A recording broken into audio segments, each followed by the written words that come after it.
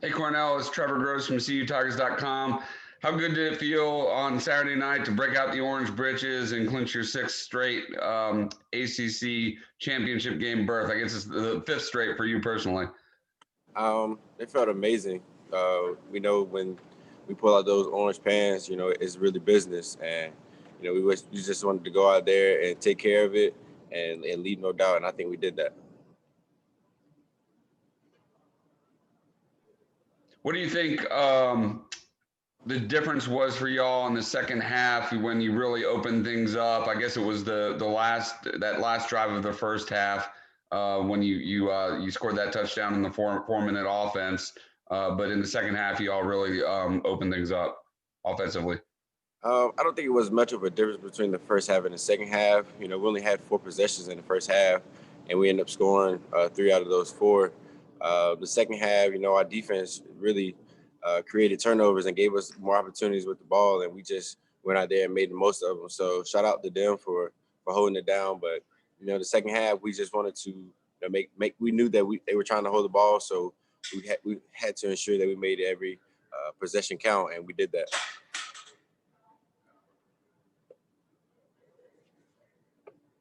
Is it difficult when you're on the sideline as much as you were in the first half, waiting to get your opportunities when the other team is really milking the clock the way they were?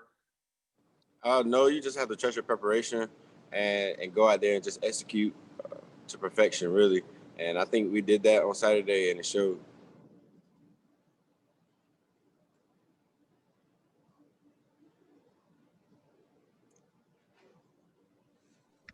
Cornell, I Cornell, know this y'all is. are going to be. Go ahead. Oh, go ahead, Trevor. You're good. Go ahead. I know y'all are going to be really focused on yourselves this week since you have an extra week to prepare for Notre Dame. But just how excited are you about getting another crack at those guys? We're really excited to have the opportunity to go play for the ACC championship. Every week it's always about Clemson and doing and focusing on our details and minimizing turnovers and mistakes. So regardless of whoever was going to be my opponent this next weekend, we was always going to focus on ourselves and go out there and try to play the best 4 quarters Clemson football that we can. Cornell, just as a follow-up to that, this is Grace from The Athletic. What impressed you most about Notre Dame's defense when you guys saw them last month? Um, they're very disciplined, fast, sound, and they did their job, and they made it tough for us. We really had to go out there and execute, and it was just a great game. Competition was at an all-time high, and I'm really looking forward to Saturday, or next Saturday.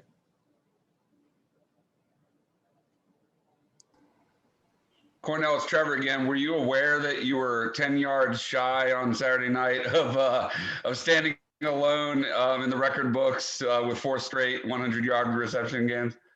No, I did not know. I didn't find out until after the game. I got on the bus, and obviously it would have been an honor to have that record, but I'm more impressed and more excited with the win that our guys that we had as a team, and individual awards, individual accolades. They're special, but it's more special when you get the team win. Hey, Cornell, it's David Hood. The year that you redshirted, did you make the trip to the ACC championship game? I did not make it.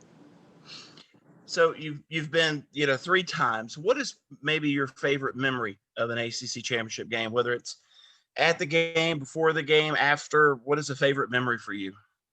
The best memory would probably be after we beat Miami uh, with Kelly. Going into that game, they was probably 1 or 2 in turnovers. They had the big turnover chain thing going on, and we went out there, we shut them out, we dominated. We quiet all the noise, and we were in the locker room, and we cut the chain. I think that was pretty dope. So that was probably my favorite memory. Not a lot of people get any type of a ring when they're in college other than they graduate. You have a chance at 5 ACC championship rings. Hmm? What do you do with all of this hardware? Oh man, you you first of all, you find somewhere to put it that's safe, and I feel like those rings are just a small a small representation of all the hard work all those teams put in throughout those years. Going back, well, winning one is amazing, but going back and winning and 4 in a row, trying to go for 5 in a row for myself personally is just unheard of. And as a program, I think it's 6 in a row. So, you just never take it for granted. Always grateful for the opportunity, and they always come far and few between. So you go out there, you make the most of them. So it's gonna be special. Do you feel like you have the chance to appreciate that now, or is that one of those things where 5 or 6 years from now, you'll be sitting there holding a child that's yours and looking back on it, maybe it'll be more special then? I definitely appreciate it now. All the guys that I've grinded with over the past 5 years and getting to that moment, I know all the work that we put in, but definitely after my time here at Clemson is done, and I look back on it and we have a reunion or something like that, it's definitely going to mean more. It's going to be way more special. And it's, I was able to be a part of one of the greatest decades in Clemson history. So, just never take it for granted. Hey, Cornell, it's Josh from the Post and Courier. We heard a lot about Joe Ngata entering this season, with obviously he's had a lot of health stuff this year. How's he been holding up mentally through all this? Oh, he's good. Obviously when you're dealing with the injury as an athlete, it's tough. But we as a team and as a wide receiver group, we try to stay encouraging him and stay positive. And obviously we miss him, and we wish he could be out there with us. He's a great talent, him and Frank and Ross. That's the crazy thing about this team. From the wide receiver standpoint, no matter who we have out there, we're going to dominate. But it could be that much more scarier if we had all our pieces. So, Cornell, Larry Williams with TigerIllustrated.com. What is it like to look over there on the sideline and see Justin and Joseph and Frank standing there? I mean, 3 5-star type guys unavailable for this offense. You want to go out there and give your all for those guys, because that they'll give anything to be out there with you. So it's going back to making the most of your opportunities and never taking it for granted, because that could easily be me on the sideline. So just going out there and playing for those guys. I know the work that they put in over the spring and the summer, and to be injured and miss a lot of the season is really tough. So every game, just going out there and make sure that I'm upholding the standard for those guys. What would things look like right now if all 3 of those guys were healthy and available? It would be a very, very scary sight. Do y'all – I mean, the trend this year has been defenses doing everything they can to take away Travis, take away the running game, sort of gambling that, putting it on you guys. As a receiving core, do y'all have a sense of that, and have y'all had a sense of that all year? Yeah, we knew as soon as Travis announced that he was coming back that it was we would have to win our one-on-one matchups from the get-go, and we took it as a challenge. We took that and we ran with it, and every game, every week we go out there and we prepare for one-on-one coverage, because we know that they're going to try to stop Travis, and if we do our job, then the team will be successful. But it's all credit to Travis, man. He's such a phenomenal back. A player, an athlete, a blocker. He does all the dirty work. And he'll break it, and that's what everyone gives him glory for. But the ability to go stand in the backfield and pick up blockers and allow us to do our thing on the outside because they're trying to stop him is a testament to his talent. And I think that's why he's so great. Cornell, this is David with ESPN. Talking about Travis, and again, obviously these defenses are doing the best to try to keep him from putting up big numbers. He's gone, I think, 6 straight without a 100-yard game. Do you see any of that start to frustrate him or wear on him, or is he just happy to be there? Travis is probably one of the most humble guys I know as far as a superstar talent goes, and he never wavers. He never seems down. He's excited to go out there and win games with us, because at the end of the day, he knows his talent and he knows his worth, and he still dominates. He still impacts the game as much as possible as much as anyone in the country. He probably is the best running back in the country, and him not having a 100-yard game doesn't really mean much to him, as long as we win. The other guy who obviously didn't have to be there this year if he could have opted out, or he could have opted out and didn't, is Trevor. And I think a lot of people almost since the day he got to Clemson have said, well, Trevor doesn't really need to play college. He's already so refined and this great quarterback. What have you seen both on and off the field from him and his growth this year? Like, how is he different to you and more prepared for what comes next in his life after going through this year with you guys?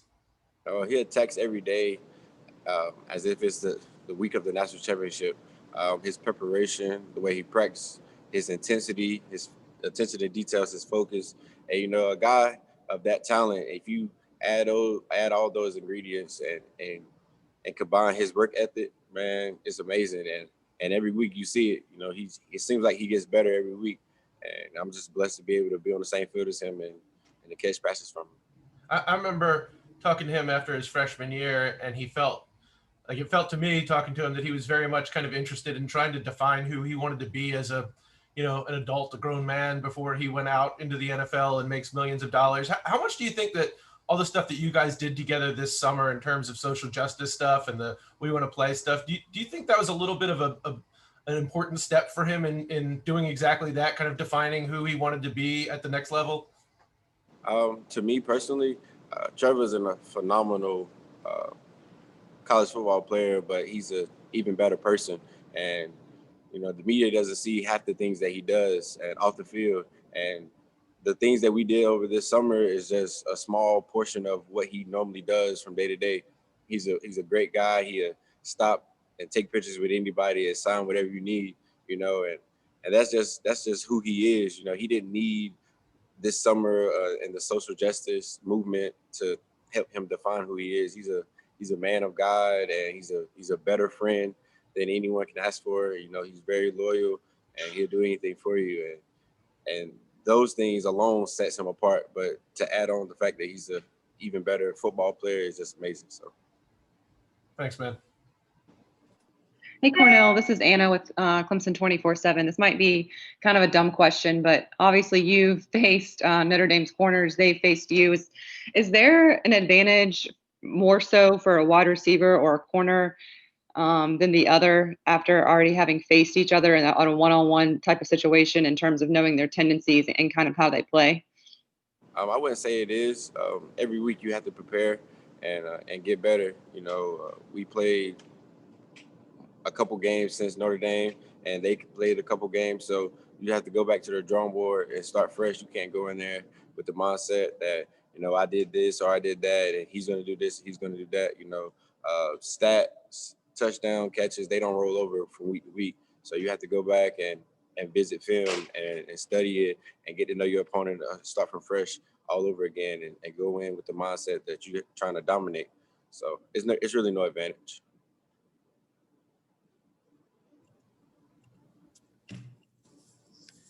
Hey, Cornell, Josh again. We know Justin has that big doctor's appointment coming up.